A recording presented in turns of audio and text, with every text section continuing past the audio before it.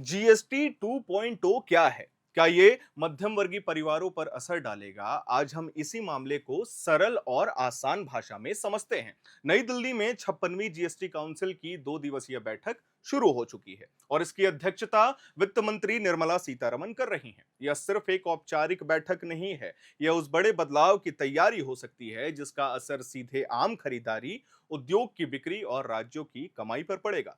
इस बैठक में प्रस्तावित जीएसटी 2.0 का मकसद टैक्स सिस्टम को आसान बनाना और त्योहारों के मौसम से पहले आम आदमी की जेब में राहत पहुंचाना है। अभी जो सिस्टम है उसमें 4 स्लैब हैं, 5%, 12%, 18% और 28%। अब जो प्रस्ताव है उसके अनुसार इसे 2 स्लैब में बदल दिया जाएगा। एक निचला 5% जरूरी चीजों के लिए और एक स्टैंडर्ड 18% बाकी सामान के लिए। इसके अलावा कुछ सिन या विलासिता वाली चीजों के लिए अलग से 40% स्लैब रखा जा सकता है। मतलब यह है कि रोजमर्रा का सामान सस्ता होगा, जबकि तंबाकू, पान मसाला जैसी डिमेरिट आइटम और महंगी लग्जरी चीजों पर टैक्स बढ़ सकता है। अब हम ये जानते हैं कि कौन कौन सी चीजों पर असर हो सकता है।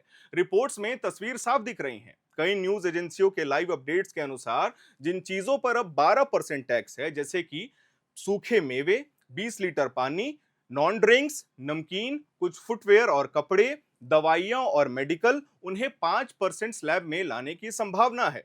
वही जो चीजें अब 28% पर हैं, जैसे कि टीवी हो गया, वॉशिंग मशीन हो गया, रेफ्रिजरेटर हो गया, एसी हो गया, उनका टैक्स 18% हो सकता है, जिससे इलेक्ट्रॉनिक्स की जो कीमतें हैं वो बढ़ सकती हैं। इन बदलावों से त्योहारों में खरीदारी बढ़ने की उम्मीद लगाई जा रही है।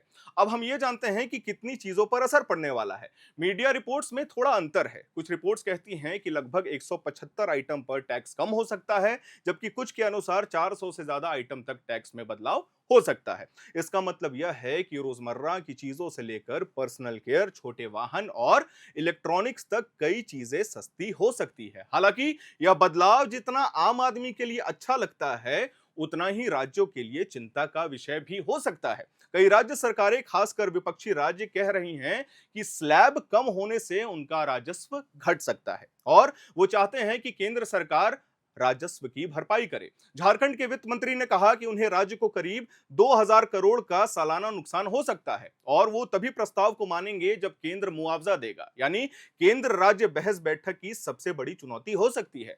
राजस्व पर असर और लंबे समय का संतुलन अलग अलग विशेषज्ञों और बैंकों के अनुसार अलग है। एसबीआई और कुछ रिसर्च रिपोर्ट्स कहती हैं कि शुरू में राज्यों को नुकसान दिख सकता है, लेकिन बेहतर कंपाइलेंस, बड़ी खरीदारी और टैक्स बेस के बढ़ने से धीरे धीरे राजस्व सुधर सकता है। इसलिए केंद्र और राज्यों के बीच मुआवजे और ट्रांजिशन के तरीकों पर सहमति होना सबसे जरूरी चीज है। कुछ सेक्टर्स भी खास ध्यान का विषय है। इलेक्ट्रिक्स और हार्ड एंड कारों पर टैक्स बढ़ाने की संभावना है, जिससे सरकार राजस्व का नुकसान पूरा कर सके। वहीं स्वास्थ्य और जीवन बीमा प्रीमियम पर जीएसटी छूट देने की चर्चा भी है, लेकिन इससे केंद्र को भारी खर्चा उठाना पड़ सकता है। साथ ही प्रशासनिक सुधार जैसे कि ऑटो फील्ड रिटर्न्स और ऑटोमेटिक रिफंड्स भी प्रस्तावित हैं, ताकि टैक्स भरने की प्रक्रिया आसान और तेज हो सके। अब हम बात करते हैं बाजार और उपभोक्ताओं पर क्या असर पड़ा। शेयर बाजार ने बैठक की खबर आने से पहले ही हल्की तेजी हो गई है। यानी कि कंज्यूमर, ऑटो और इलेक्ट्रॉनिक स्टॉक्स में उछाल देखा गया है। आम लोगों के लिए असर यह होगा कि 12% वाले रोजमर्रा के सामान 5% पर आ गए हैं, तो घरेलू खर्च पर तुरंत असर पड़ेगा और त्योहारों में मांग बढ़ सकती है। लेकिन ध्यान रहे कि कीमतें तुरंत नहीं घटेगी। लॉजिस्टिक्स, रिटेल प्राइस और ब्रांडिंग भी असर डालते हैं इसमें। तो अब हमें क्या देखने को मिलेगा? पहला, क्या जीएसटी काउंसलिंग 12% और 28% स्लैब को हटाकर 5% और 18% लागू करेगी? दूसरा, क्या सरकार सीन और लग्जरी वस्तुओं के लिए 40% स्लैब फाइनल करेगी? तीसरा, राज्यों को क्या मुआवजा मिलेगा? चौथा, बदलाव कब लागू होंगे? सरकारी संकेत दिवाली, नवरात्रि से पहले लागू करने के हैं, लेकिन तकनीकी और प्रशासनिक तैयारी पर निर्भर करता है ये पूरा।